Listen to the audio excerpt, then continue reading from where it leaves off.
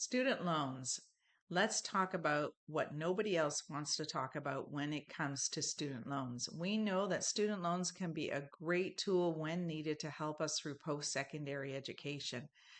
And the thing that people don't talk about is it feels like free money when you're going through school, which can be dangerous, but nobody talks about when you graduate and you have debt. So let's have that conversation. So we know that student loans can feel like free money right at the beginning. Why? Because there's no payments, there's no interest charged while in school, and no one to say what you can or can't spend it on. So when you're a student, why not have a steak dinner once in a while or buy those great running shoes? Until the conversation comes when it's payback time. And this is the conversation people don't like to have, is that you graduate with debt. So have you thought about it is the question. Now, it may be yourself, but also as parents or grandparents, maybe you're supporting someone going through post-secondary education. And this could be a great conversation to have. So right now, the average student loan at graduation is 28,000. So let's take that as an example to work with. So someone graduates with $28,000, and I'm going to divide it between provincial and federal because you can access different loans. So just to make this a very simple example, I've broken down 14,000 provincial and 14,000 for federal. And the reason there is difference is because federal doesn't have any interest on it applied right now, but provincial does. So there's a really handy calculator. Actually, this is where I got this information from that I did, and I'll share that with you at the end for the link where you can find it. So the amount payable, that's where you need to look at here. And if you add those two amounts, it comes to 532.17. And reasonably, if you kind of calculate that, it could take you about 5 years to pay it off. Now, does it matter? Maybe it doesn't for you to have $28,000 of debt because the type of career that you have after graduation, the income is great on it and you will have it paid in no time. Or maybe you have a plan to live at home for a year or two and aggressively pay it off. Or maybe it will affect you and it will affect your lifestyle decisions and future investments. So what I've done is, what if you graduated with no debt and you had that 532.17 to invest instead? And over the next 5 years, you invested instead of having to pay debt. You would end up with about 39,850 with an 8% rate of return. So not bad.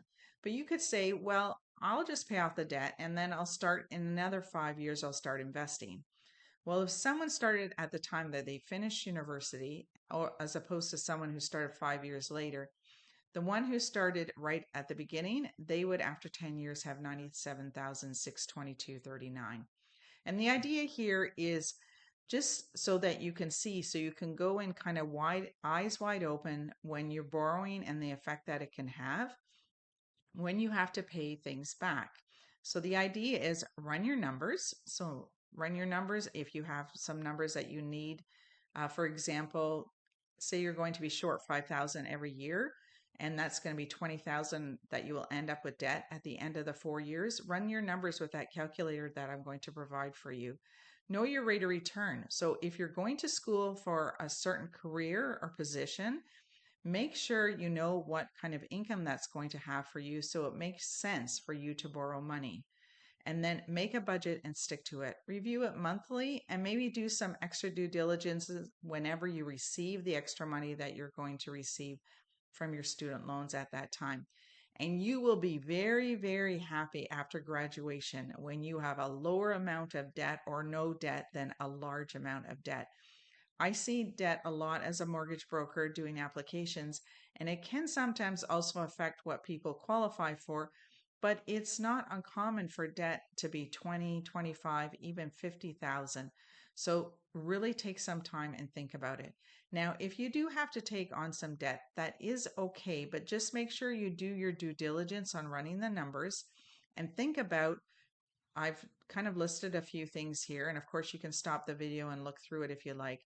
But I've listed a few things and I'll just highlight, make sure that you look at all schools. Just don't go to the school that everybody is going to. Make sure, for example, that you check out how much you're going to earn after graduation, if it makes sense to take on debt and pay it off. Also, really make sure that you also check in and see if that career is still in demand when you graduate. or what kind of income that career is going to have after graduate. And so check with people who are working in that field and have conversations with them, because maybe they would steer you in a different area where that may be a growing area in the field that you're looking at. Do a cost analysis of school. Think about if you're going to live away, your housing cost will be greater in different cities. And also think about part-time work, also co-ops. Some co-ops are paid and some are not. So if you're thinking you're going to have to take on debt, you may want to be part of a paid co-op. So check into that. And of course, there's financial aid options.